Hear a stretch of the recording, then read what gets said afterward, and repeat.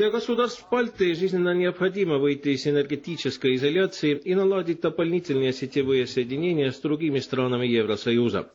Об этом говорилось на только что закончившемся Рижском форуме, в котором приняли участие премьер-министры Эстонии, Латвии и Литвы. Andrus Ansip выразил надежду, что в ближайшие годы Эстонию соединит с Финляндией еще один кабель, и то же самое произойдет между Польшей и Литвой.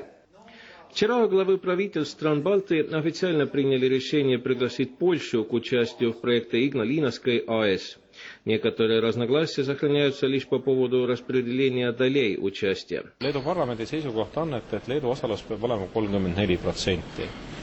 Eesti ja Läti jaoks see osaluse suurus ei ole sugugi määrav. Meie jaoks on oluline see, et me saaksime teatud osa oma elektrienergia vajadusest katta Ignalina tuumaelektrijaamast toodetud elektrienergiaga. По оценке участников форума, государства Балтии нуждаются и в газопроводе, который соединил бы наши страны со Скандинавией. Много говорилось о рисках для окружающей среды, связанных с российско-германским газопроводом Nord Stream. Näiteks on võimalik seda gaasitoru läbi viia Lätist, Leedust ja Poolast paralleelselt ning sel juhul keskkonnamõjud, mis oleksid, või keskkonnariskid, mis oleksid Läänemerel, jääksid tegelikult ära.